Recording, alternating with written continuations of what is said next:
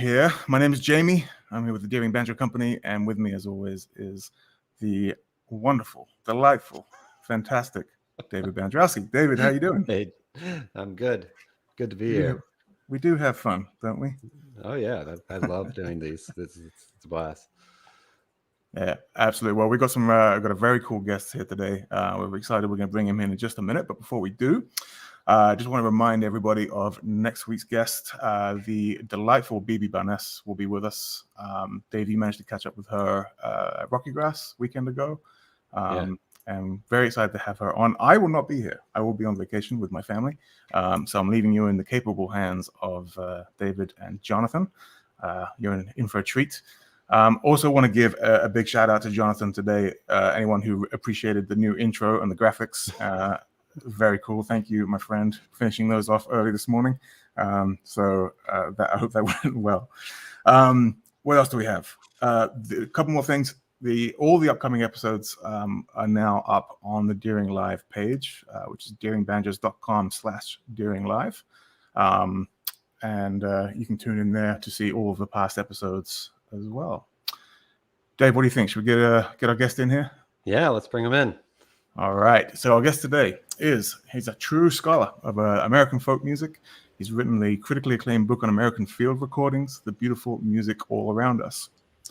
He's a Grammy-nominated recording artist and is also a critically acclaimed playwright, most known for his one-man hit show, Banjo Dancing. Thank you, Dave. As we found out right before we went live as well, he's also played and performed for presidents. So we'll learn about that. Quote from the Washington Post that we found that I have to repeat as well.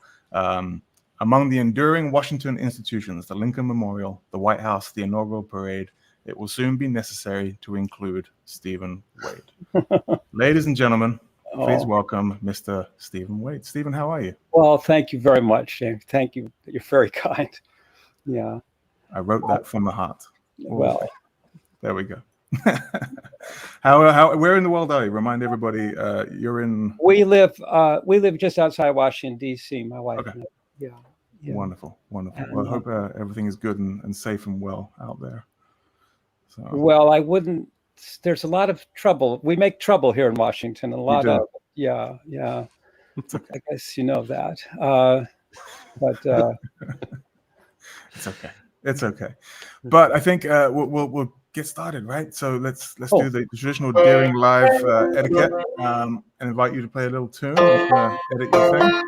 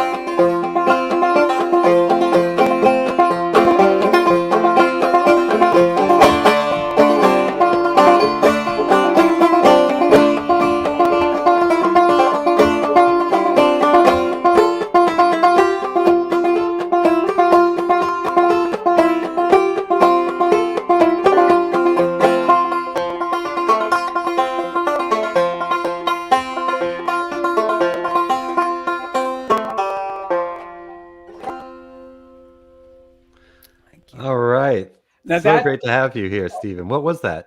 All right. Well, okay. What was that?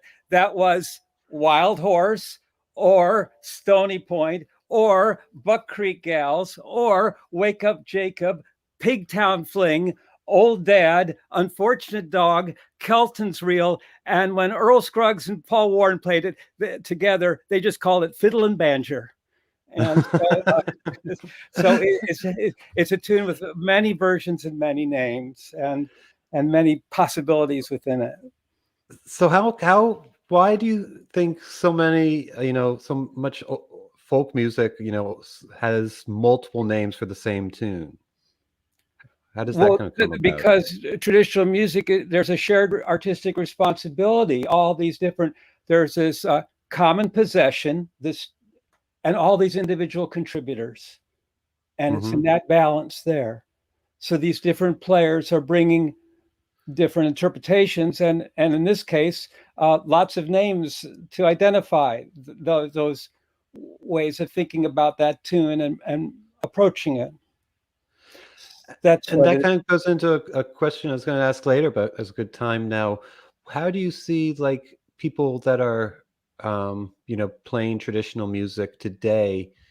A lot of times in traditional music, there's kind of a battle between, oh, you aren't doing it the way so and so did it, versus, maybe putting your own flavor into it. And where is that balance? Like you just mentioned, well, everybody, there's these battles in traditional music. I'm sure you're familiar with. I don't know. My experience in music has always been with respect to apprenticeships, really often long, as well as fleeting contacts and encounters, long-term relationships with my teacher and my teacher's teacher. So we had, my teacher was named Fleming Brown, and his teacher was named Doc Hopkins. And Doc was from Harlan County, Kentucky, and came to Chicago in 1930 to sing on the National Barn Dance. And Doc taught Fleming so Doc came there in 1930. Fleming, he started giving him lessons in 1948. And then I met Fleming in 1972 and then started playing as Doc's accompanist to the end of his life. And he actually outlived Fleming. So Fleming passed away in 1984, Doc in 1988. And the last time that Fleming and Doc and I were ever together, Fleming said something very poignant. He said, "We are a family. A family is not necessarily just blood." And so there was a lot of care that they gave. They'd sometimes say, "Oh, you sound like a piano falling down a staircase," and stuff like that. I mean, if it didn't sound right or good to them, or Doc would say, got that melody that right. But at the same time, he said with melody, he said, do your own, it's like an old pair of breeches. He said, you put a new patch on it. So there was room there to do your own, bring your own ideas to something as well as what's inherited. So I don't know about really the sternness that I think that you're describing, although I can imagine it. I sort of steer clear, I think, of that.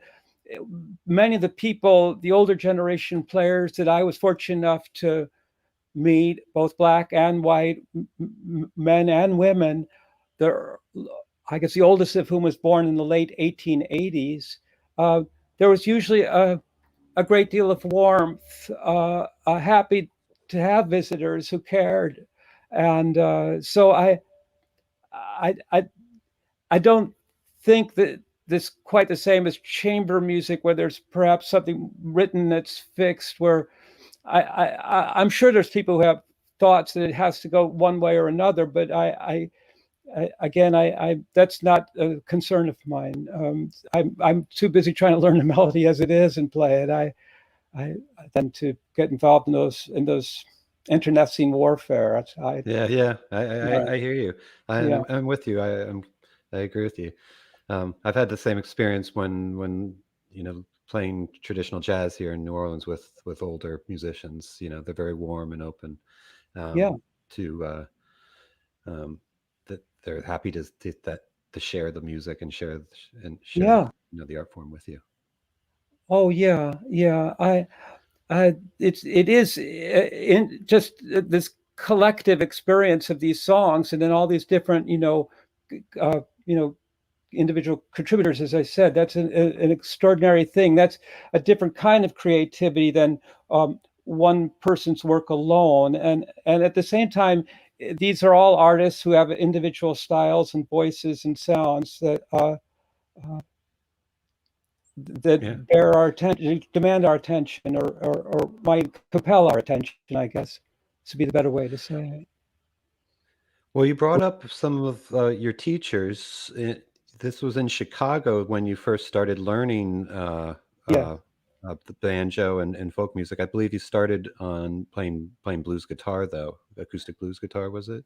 Yeah. My guitar teacher is still alive, Jim Schwall of the Siegel Schwall Blues Band. He just graduated from college, and he and Corky Siegel were in their very beginnings their band of this Eagle Schwall Blues Band. And Corky and Jim were opening for many of the wonderful performers who had come up to Chicago during the Great Migration of Black performers from Arkansas, Mississippi, and they'd have matinees and since they had the front door swung open, I could stand outside and listen at these saloons. And I couldn't go in, but that's how I got to see and meet some of these great players that, include Muddy Waters and Hal Wolf and Hubert Sumlin. And when I was growing up, Mahalia Jackson was still singing in churches in Chicago. So there was a great presence. For me, the music was part of something I was sort of, I guess, alert to or aware of even younger than before I started playing. And that was this idea that artists, wherever you find it, my book, I open, and the preface is the story of the writer. The introduction is the story of the book. And in the preface, I talk about this experiences I kept having with seeing this one street performer in Chicago, a very beloved figure, and generations of Chicagoans saw him for some 60 years. He was performing in the streets at this, he had these trained chickens, and he had said he had trained 218 chickens, and they were all named Mae West. And so he'd be out there on the street and doing this show with Mae, and buses are driving by and car horns are blaring, and yet it was theater of the purest sort, and it was quite engaging. And so there's this presence of art and life that had just merged, and I had a similar experience when watching those performers at those blues clubs. I didn't obviously catch all the cultural references and songs, but the audience understood, and so there was something larger than just music that was being communicated. There was shared experience present. And so by the time I was a teenager and playing the 5-string banjo, it started for me with, in part, both learning in person, which is the primary experience, but also my teacher told me, said, you have to go and listen to the records that were made by both the commercial recording companies in the 20s and to the recordings made by the Library of Congress. And differently than the commercial studio recordings, these Library of Congress recordings, which are conceived in ethnography rather than commerce, are recorded in people's homes or churches or playgrounds and prisons and these settings. So in the background, there's kitchen clocks ticking and dogs barking, and sometimes the neighbor stops by and is talking while the person is playing the tune. And these records, look, this is what they look like. So you couldn't really buy it. Well, you could buy them, but they weren't really that well available. So there's one library, the Chicago Public Library, the main branch downtown, and you could listen to them there. And so I did, and I found it so beguiling, the names and that presence, that it just hit me, and I didn't expect it. That when I listened to those records, all of a sudden I remembered seeing Casey Jones on the streets of Chicago, that performer I told you about, the Chicken Man, who he also went by the name of a song, Casey Jones. He played a squeeze box accordion and sang that song. And those blues experiences and church experiences I had witnessed as an 11-year-old in Chicago trying to learn the guitar. And so that all that came together. It seemed like the same thing. It was that inseparability of art and life. Yeah. And then you switched over to banjo and eventually started teaching at the Old Town School of Folk Music too, didn't you? Well, I did. I was learning from Fleming, and then he turned his class over to me. So he had taught there for 13 years, and then he gave it to me to teach. I wanted to. May I play something else? Yeah, please do. It occurred to me that when you were going to ask about this sort of early beginning, I wanted to. This is a song I learned from Doc Hopkins, but I to that point of this sort of a presence of lived experience and music together, I wanted to play it on a fretless banjo. So this is a banjo that was made in Western North Carolina and around Beach Mountain. and this is the last banjo that Clifford Glenn of Sugar Grove, North Carolina, had ever made. And other banjos like this have sometimes a possum skin for a head, and you can see that has a great, beautiful simplicity in its design. And I thought this again goes to that idea. It's sort of a piece of drain pipe kind of metal anodized in there. I don't know if I'm showing it quite right, but at any rate, this. So let me play you a song that Doc sang, and.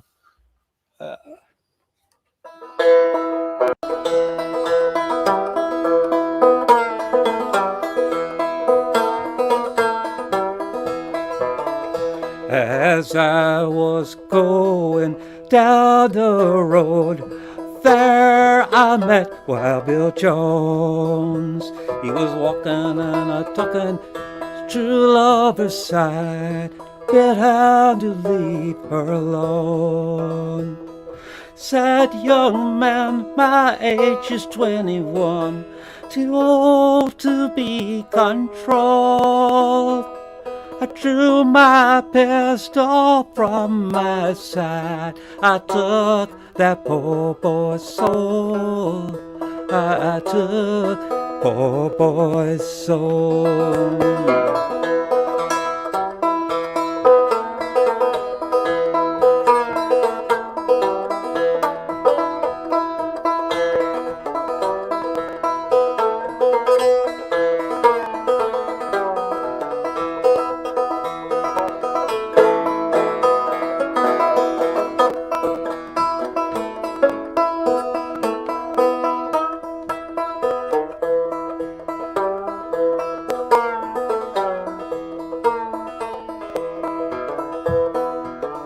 Well, he gave one stagger, he fell to the ground, gave one dying moan. He looked in the face of his darling true love, darling, you are left all alone.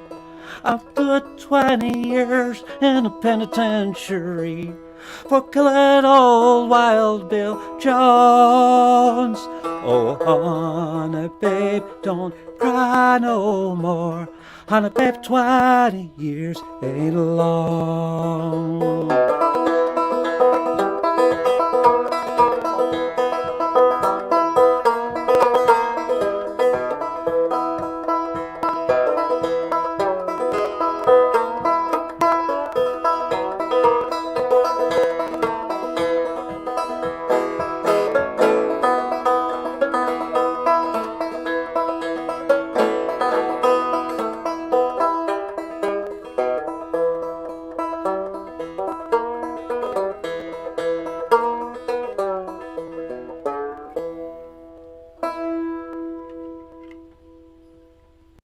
Yeah, I love that tune. Who originally is credited with that?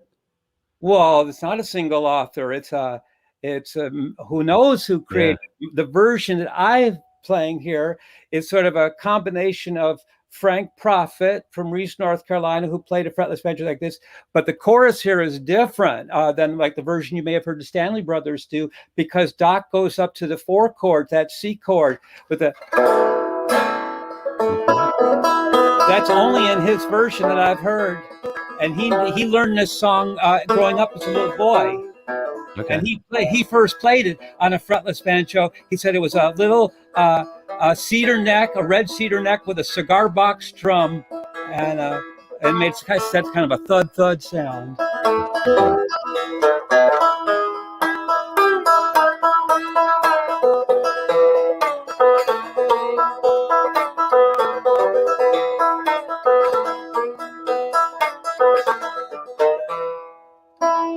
Yeah, very nice. Well, we were talking about apprenticeships and teachers, and we just met yesterday, but virtually. But you've actually been one of my first teachers. We just found out from a book, one of my first banjo books I had. Yeah, all right. You're the first person in my life to mention this to me ever. I still have this book.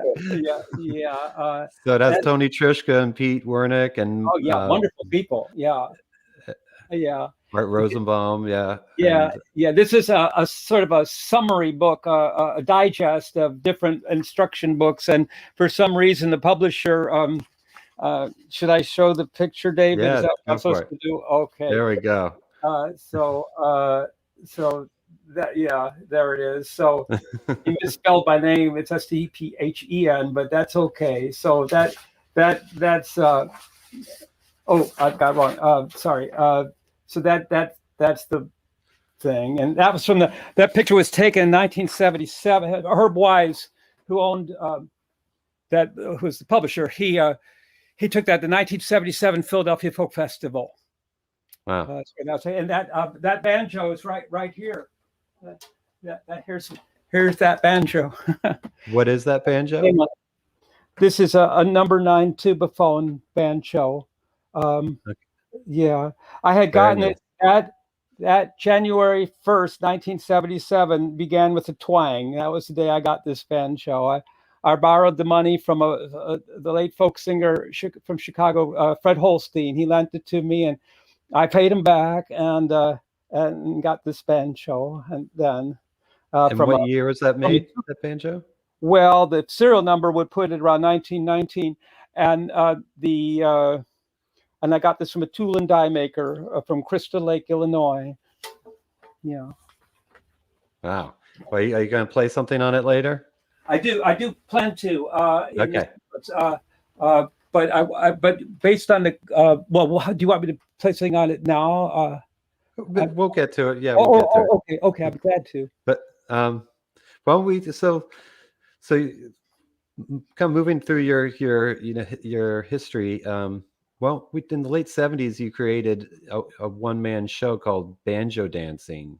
That was yes, very important and very successful for yourself. Can you tell us about this a little bit? Yes, thank you for asking. Well, in 1975 was when it actually began. It was suggested to me by Ray Nordstrand, the late Ray Nordstrand, who was the president of WFMT Radio in Chicago, its fine arts station. That's where Studs Terkel worked. And Ray was also the publisher of Chicago Magazine. And we were doing a benefit at Second City, which is that improvisational comedy troupe. Yeah. And I played at that. And I was doing these recitations to music. And that night, Ray and I went out dinner or something, and he said, you ought to do a one-man show a la, Hal Holbrook. And so that was 1975. And then I kept working towards that goal. And in 1978, I went back to Ray and said, I think I have enough material for a one-man show. And I asked him, where do you suggest I, bring? I had a couple reviews and from Melody Maker, New York Times, and a couple other places, and Variety. Yeah.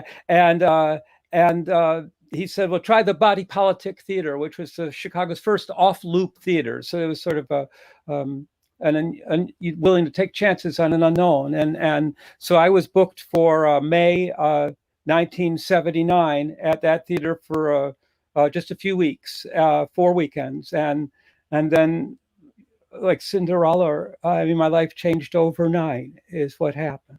And so Banjo Dancing ran, and I also did a second show called On the Way Home, altogether about nearly 20 years of constant performing with it, and played a number of places throughout the United States and Canada. And I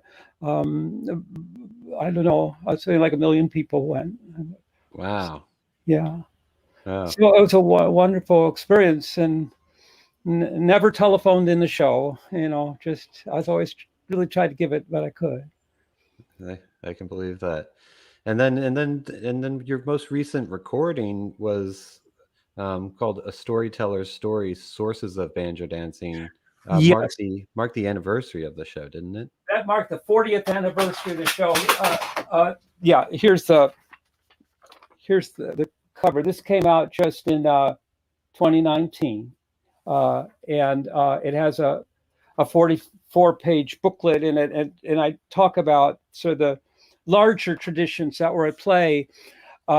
within banjo dancing traditions I wasn't even aware of really when I started the show of oration and elocution and let alone music and theater and literature.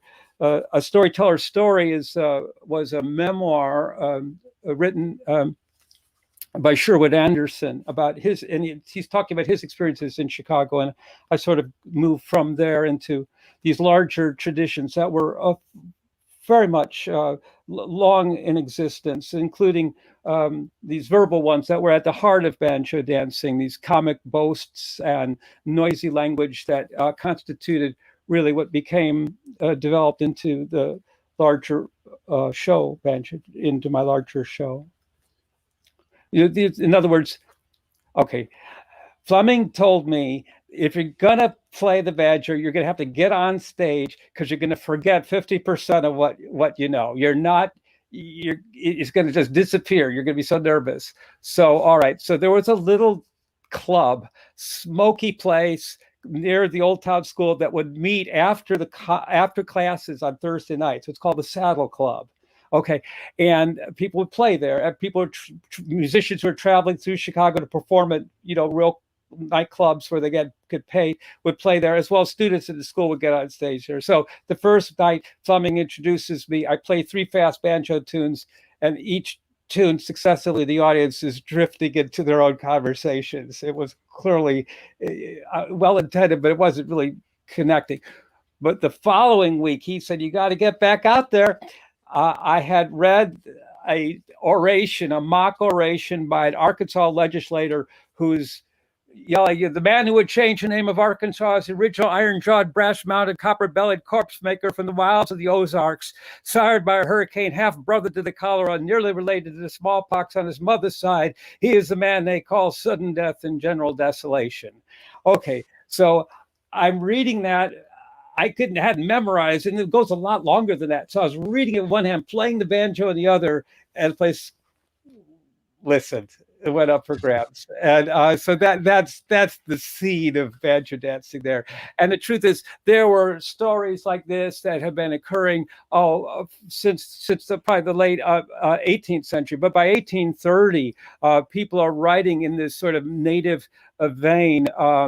There was a play written by James Kirk Paulding was his name, and it was a sort of a play. It was a parody of Davy Crockett. Davy Crockett was a real life person. He was twice congressman from Tennessee, but he also was a fictional product even in the time of his life. And so Paulding had created this character named Colonel Nimrod Wildfire.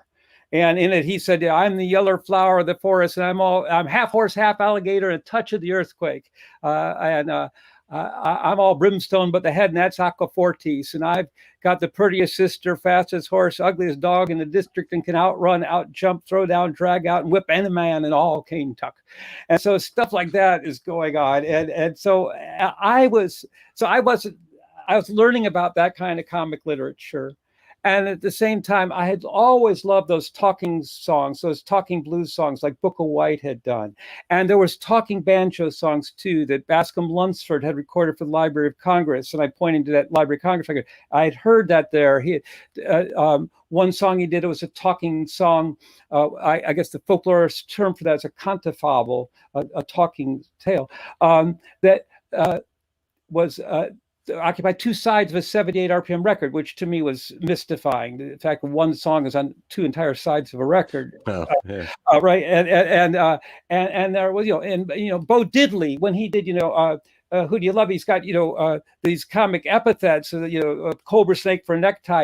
That's the same tradition as that stuff with the man who changed the name of Arkansas. It's the same kind of exaggeration in a different cultural setting.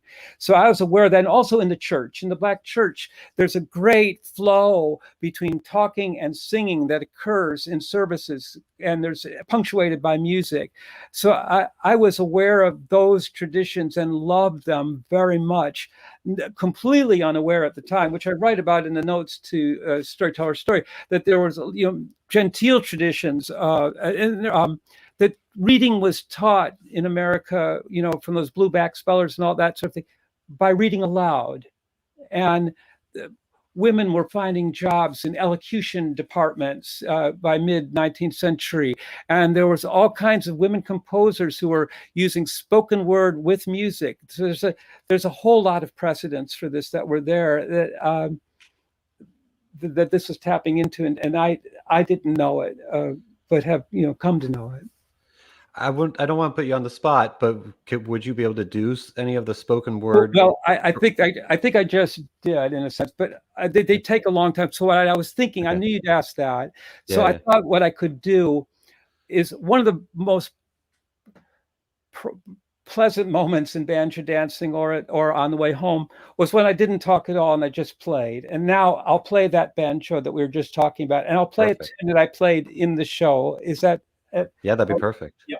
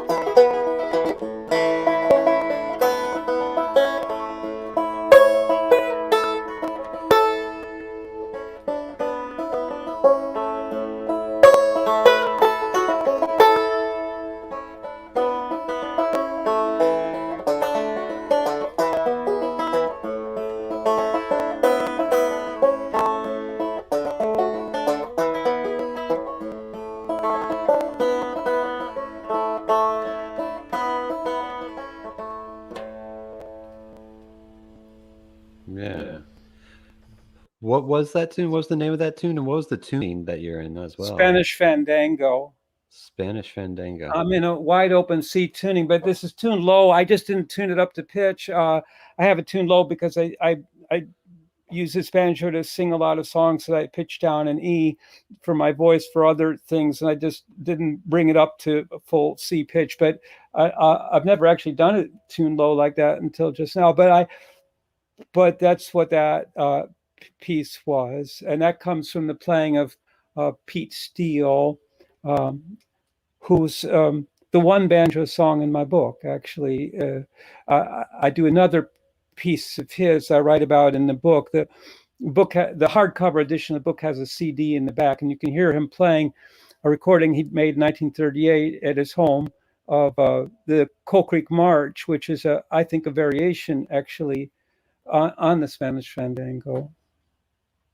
Wow. Although it's in a different tuning yet again, but he played both, and his daughter said her favorite tune of her father's was the Spanish Fandango, and then she gave me his banjo, and I have it, and I'm going to give it to the Smithsonian before I leave this frail mortal coil, because Pete Steele's banjo deserves to be right next to Libba Cotton's guitar and Tommy Gerald's fiddle and Wade Ward's banjo. That's where it belongs, and it still has his strings on it. His DNA is still in it, and his daughter and his grandson were so kind, and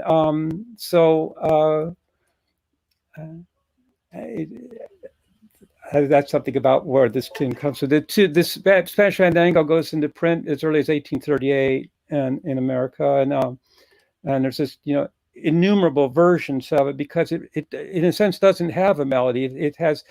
It's loose enough that people would create variations on it. So I read all these different pieces of sheet music from prior to advent of recorded sound, these 40 different pieces. They're all different, but it's all around the same theme, because everybody is bringing their own to it, like what we started talking about at the very beginning of our hour.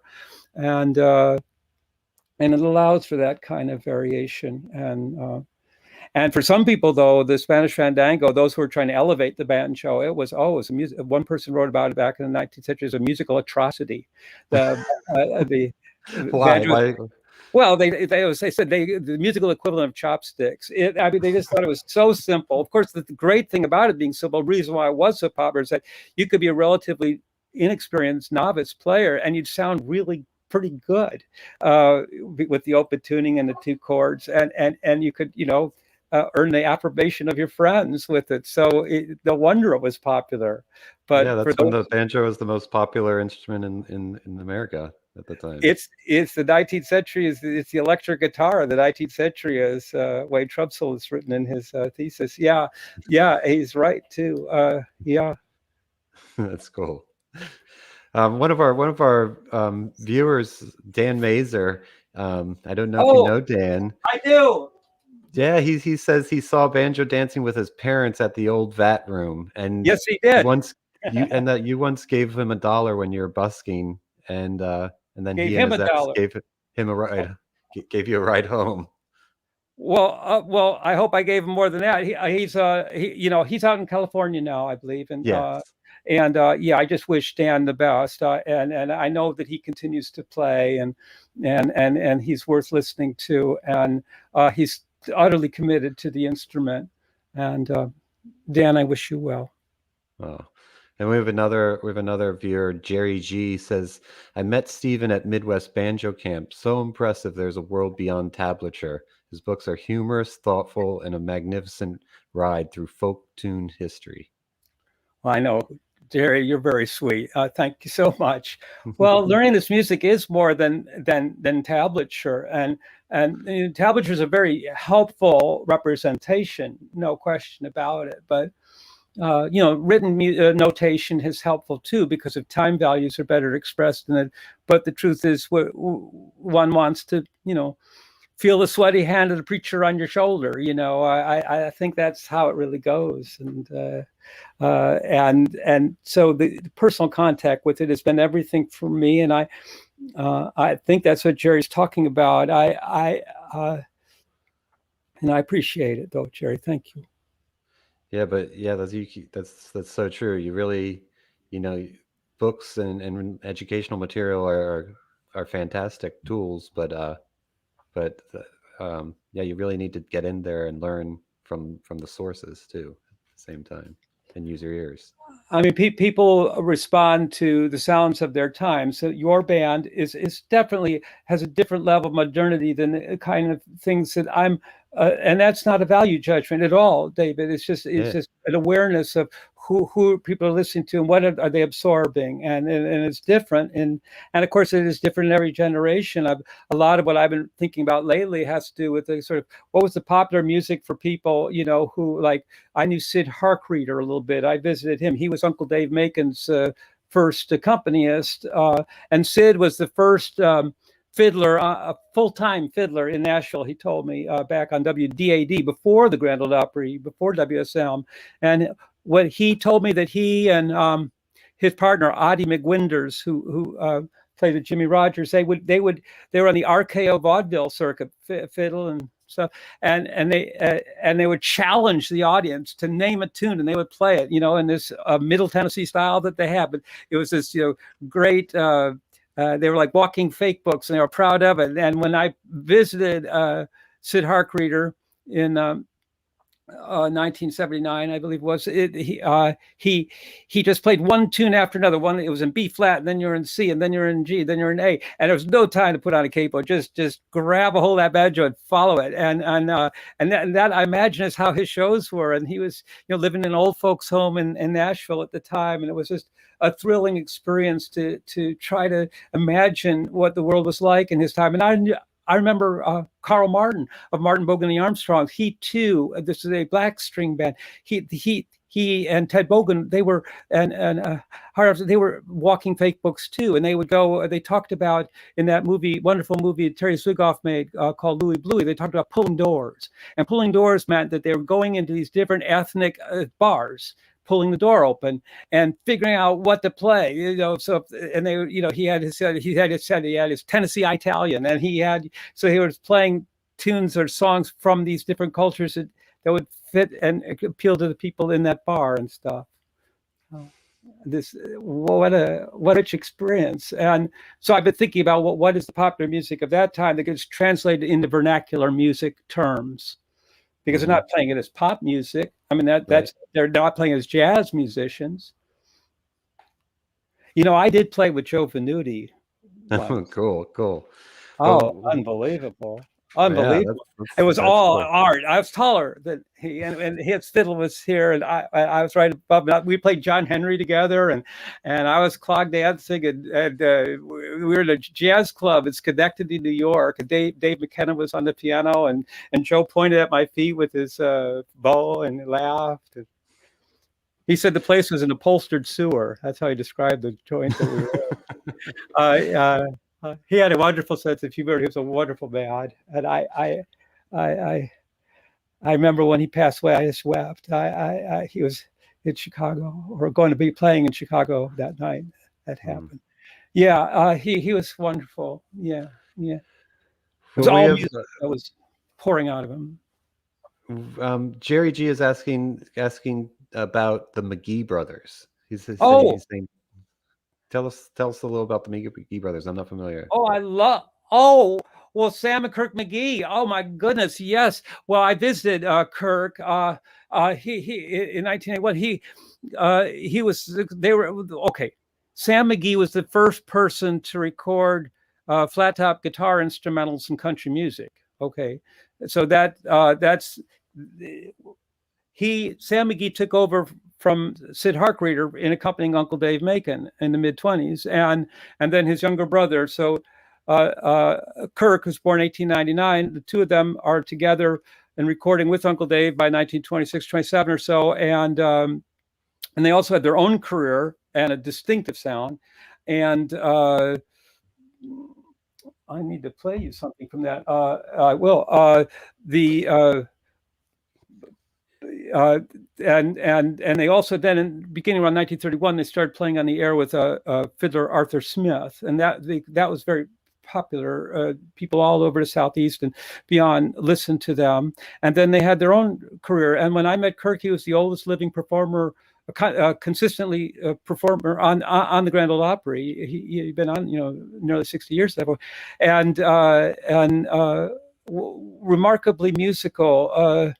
And a great diversity of material. I mean, he played anything from Swanee River to Danny Boy to old time tunes to his mother's Civil War ballads, and his father was competed in the Henry Ford Fiddle Championships in mid 1920s. Came in just almost didn't win, but came in right behind him. So their father John was a fiddler. So Sam and Kirk McGee were formidable and still very much worth remembering. Here's one. I didn't know we were going to talk about them, but gee, here's one of their records, right here. There you go. I think about them all the time.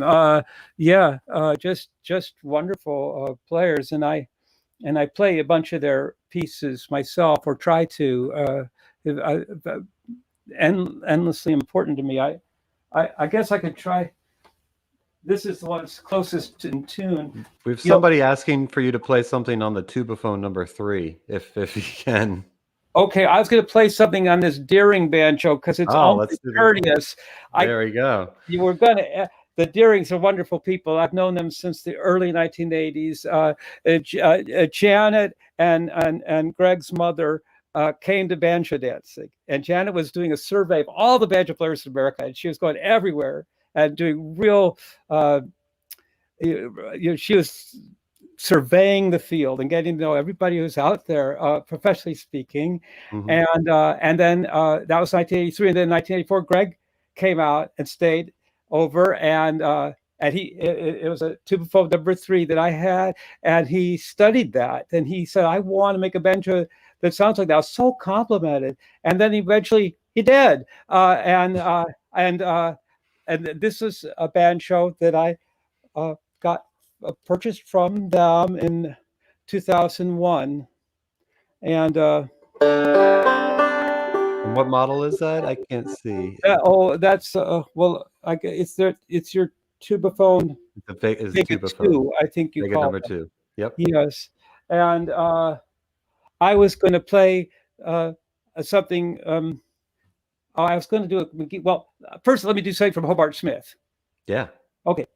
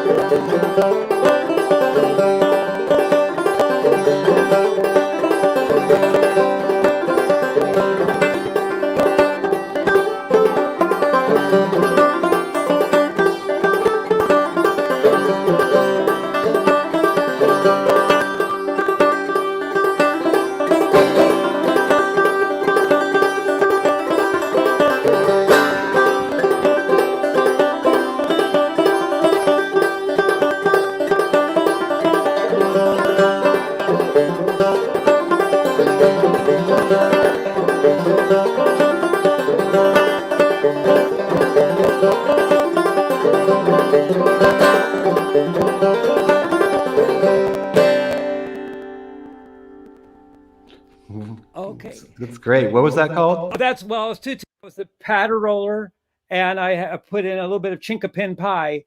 Also, Hobart Smith on it. Hobart Smith stayed with my teacher Fleming in 1963, and then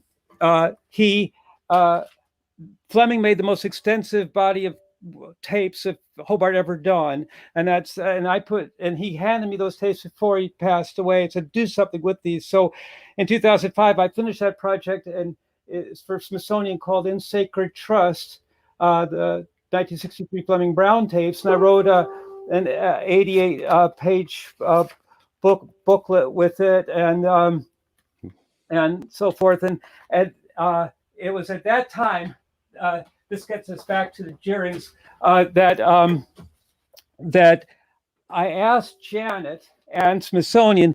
We put Hobart on the cover, and there was 2 issues in a row that included material about Hobart and this release in Banjo Newsletter.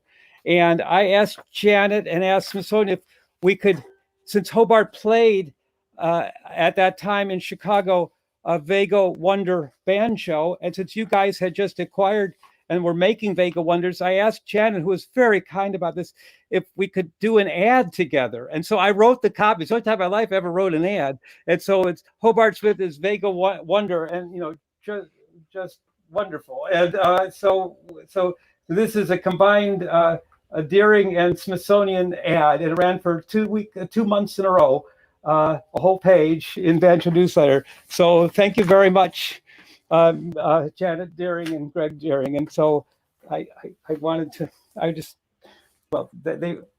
appreciate that opportunity. Now, the question was that other, yes, here we go.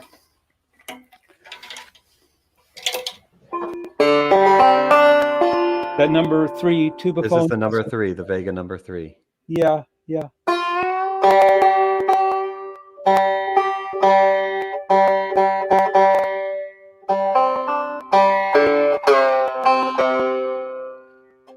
And what tuning are you going to? I'll go to the favorite tuning that Kirk McGee and Sam McGee used, which was standard C tuning. When you say standard C tuning, you mean you're dropping the 4th string down to a C? Yes, a standard C is not the double C, which is this is what is used in the classic style banjo playing, and in the minstrel primers in the 19th century was tuned lower pitch-wise, but the relationship of the strings to each other were the same as occurs here. So as early as the 1840s and stuff. We know this that set of relationships between the strings is present and in action.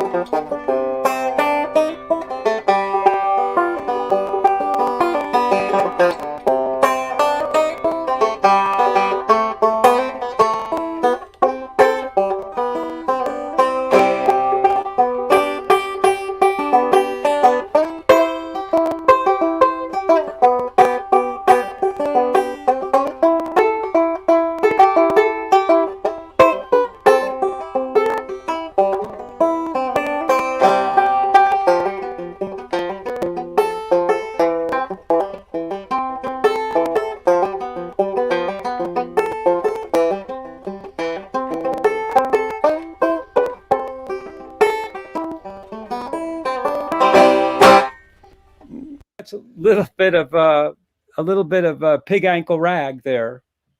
Nice. And yeah, the chord goes. I didn't plan on playing that, but that's from Kirk McGee. I learned that from him when I went and saw him, and his brother sampled it.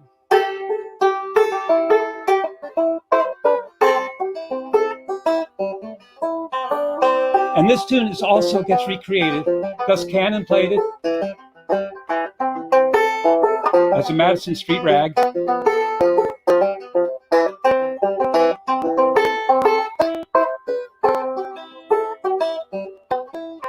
And in his lyrics, he's talking about being a street performer. He's talking about playing music on the street when he's playing this. And he talks at one point in the piece about the man with the headache stick. You know who the man with the headache stick is, David? No. That's a cop with a billy club, a headache stick.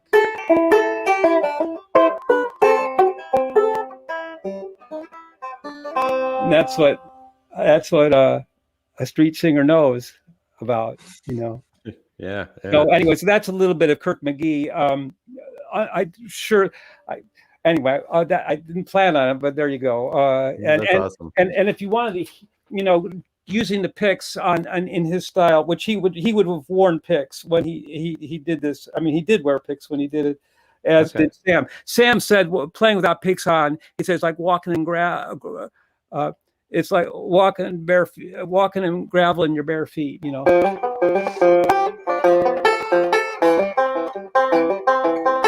So it just.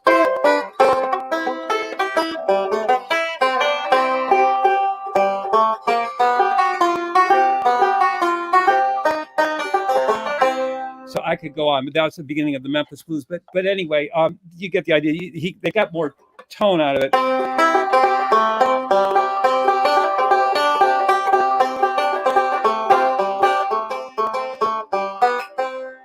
And the tune that Sam first played on the guitar for that first full instrumental country music issue recording of flat top guitar was the Buck Tantra's Choice. I was just beginning there a little bit to sketch out. And when I played it on the banjo for Kirk, he had never played on the banjo, and he thought it was okay. And it was like I felt so good that he felt that way.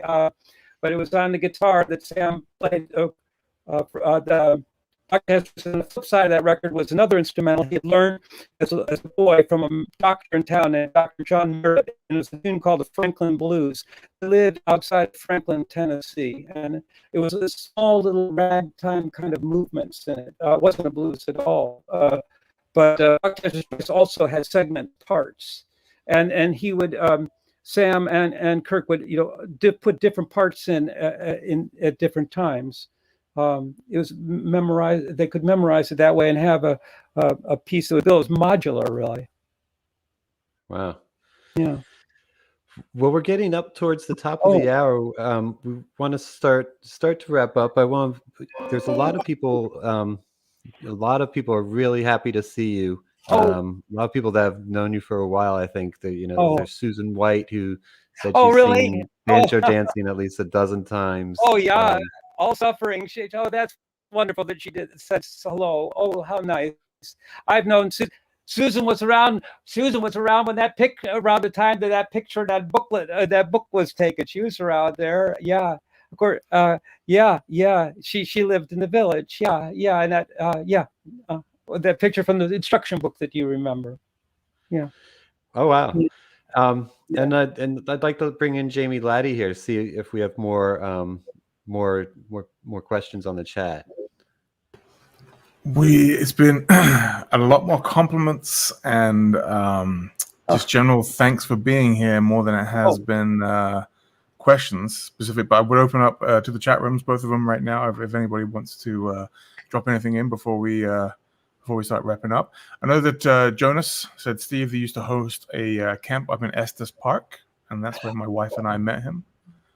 Well, yes. I was a director of the American Roots Music program for 5 years, and it was part of the Rocky Ridge Music Center in Estes Park above it, and right near the entrance to Rocky Mountain National Park. And this ran from 2015, 2019, all 5 years. And it was a wonderful experience. And I met some great people there, and we had a wonderful broad faculty. And I'm not really a banjo chauvinist, I have to say. I really like a lot of instruments and a lot of music, and our program was always multi various instruments, and it was always a practical in the sense of showing people things to play and sing.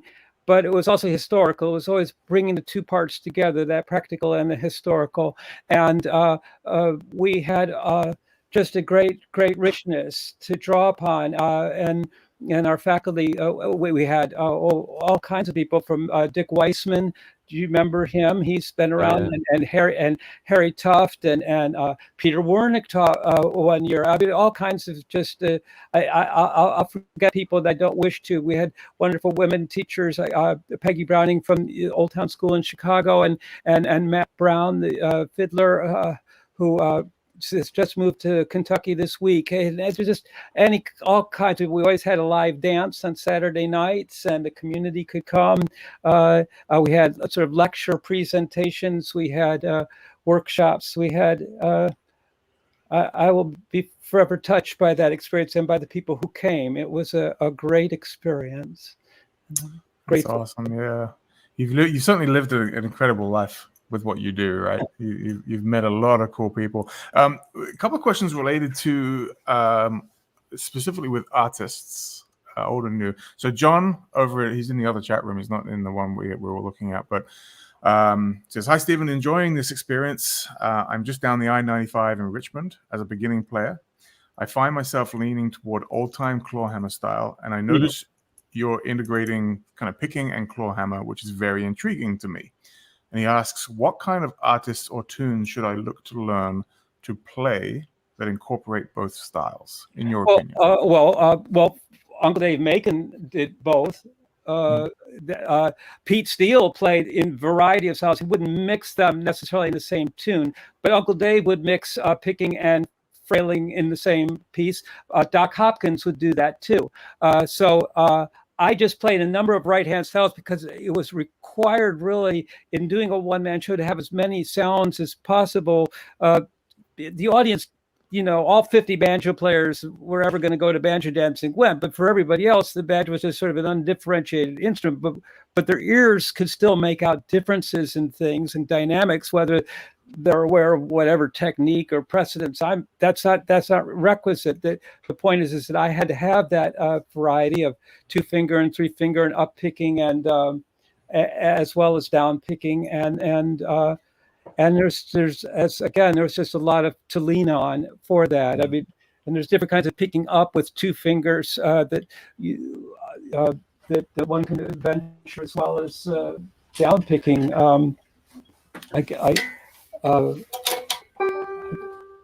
a piece. I wonder what I should do.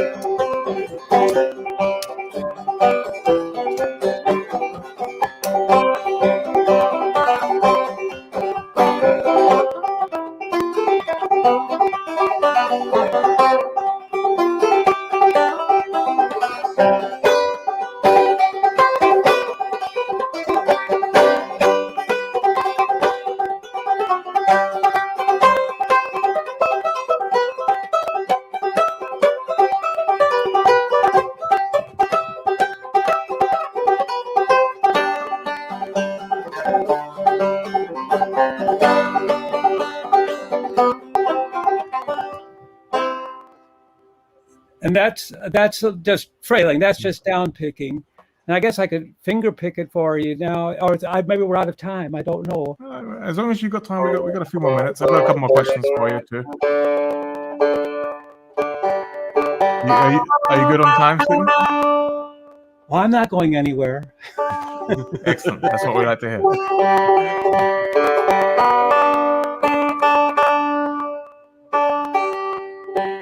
Okay. Okay. So I'm not going to mix them all in this. I'm doing separate tunes, I think. And then after we get done, I'll think of the right tune that I should have played for that person at I-95. And I just wish I could have thought of it then. But so, I mean.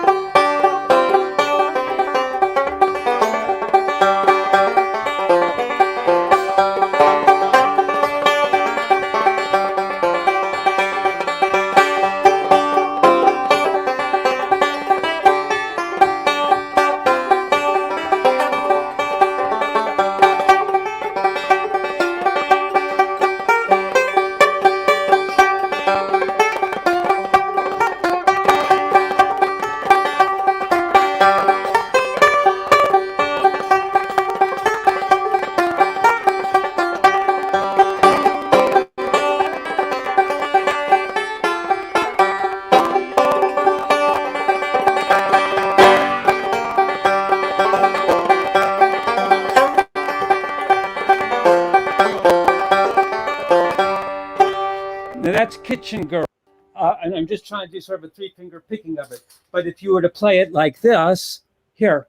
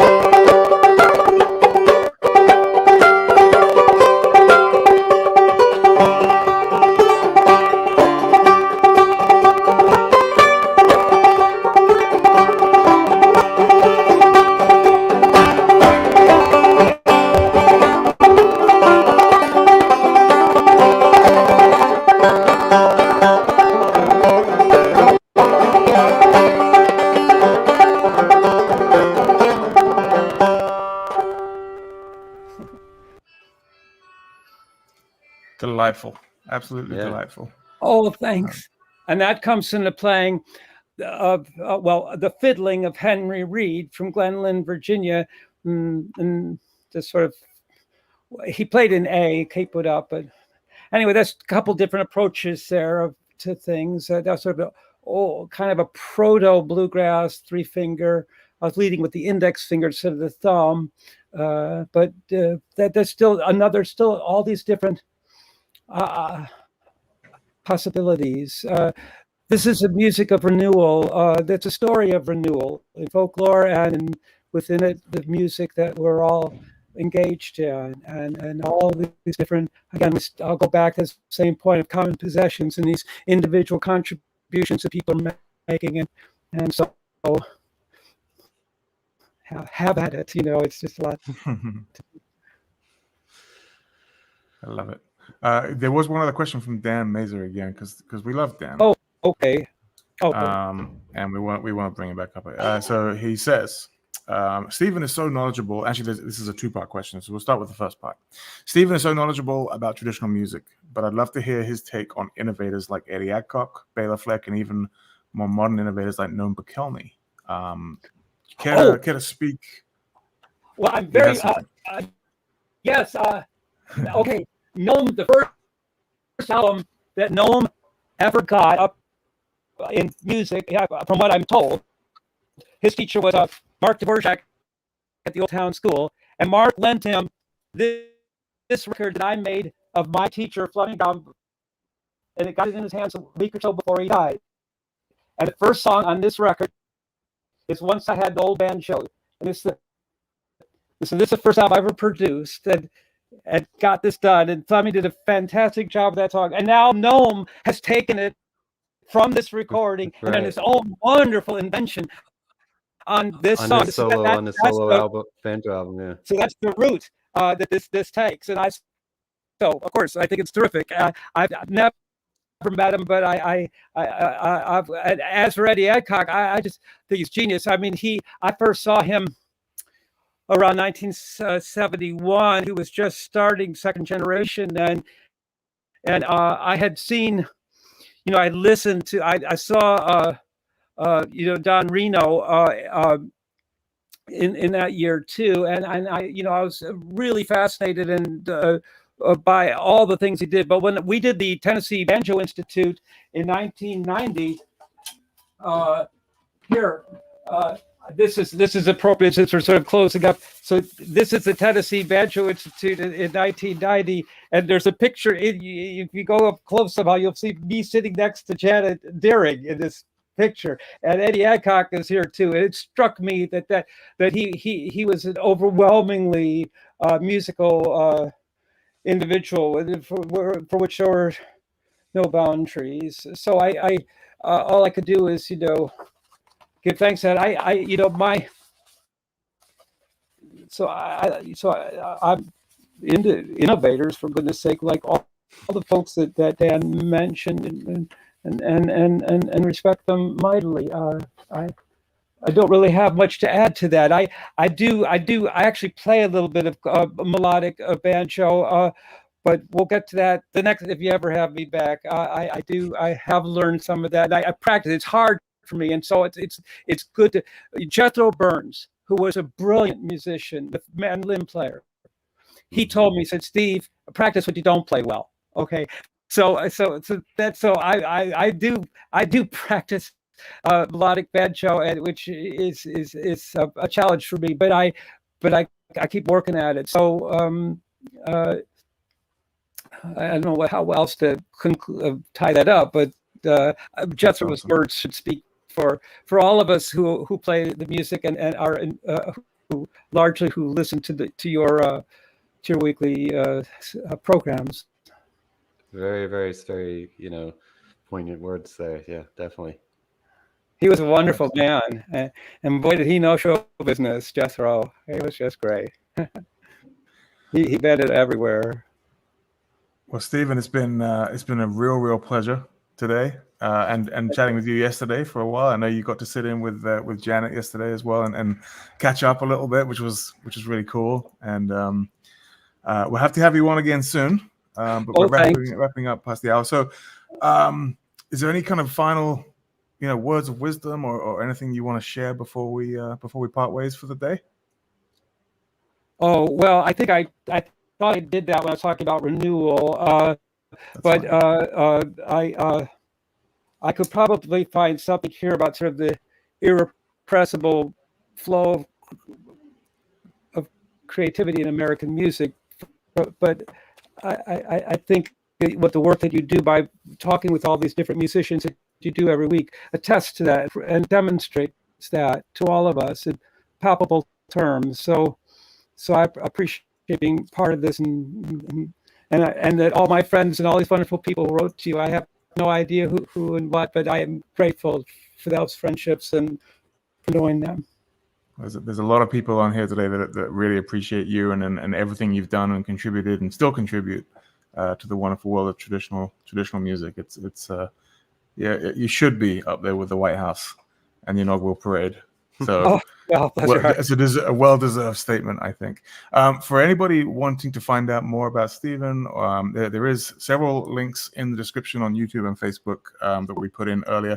There is the main site that he wanted us to pitch was, is it Tamalevich? Oh, David Tamalevich, yes, he's a representative, and then I also gave you a link, and I'm grateful for you putting up for University of Illinois Press for the book, and there's video there. There's Paul Wagner, who received Academy Award, did a 9-minute film about my book that came out in late 2019, and also put on a link for the newest album for a Storyteller. There's also a video there that Tom Minty, who owns Patuxent Records, did, and Dick Spotswood, the great discographer, is in that short film. So I just thought it'd be fun, that worth including, and thank you for including all that. Absolutely. Those links are in the description on both YouTube and Facebook. And then if you visit tamalevich.com, go to the booking roster at the top, and Stephen is right there on the list. And there's a ton of links to previous articles and interviews and pictures and other links out to different resources to find out more about Stephen and the work that he does. So thank you for providing that. Thanks for being here. It's been a real pleasure. Just a quick reminder before we go, next week's guest will be Bibi Boness. She's terrific, by the way. I did a midnight banjo camp with her a couple years ago. She's terrific, just terrific, from New Zealand. Yeah. She's awesome. She's awesome. And we are making the Deering Live shorts every week, so do stay tuned for those. There'll be a series of short clips from each episode going up, hopefully within 24, 48 hours of each episode. And Jonathan is waiting in the wings, ready to edit those. So you can see him right there. Thank you so much. Do you want to play us out real quick, or? Okay. Sure. You don't have to. I'm just giving you the option. No. Convince me to play. That's not real hard to do. I didn't think I'd have to twist you around too hard. So thank you, everybody, and we'll see you next week.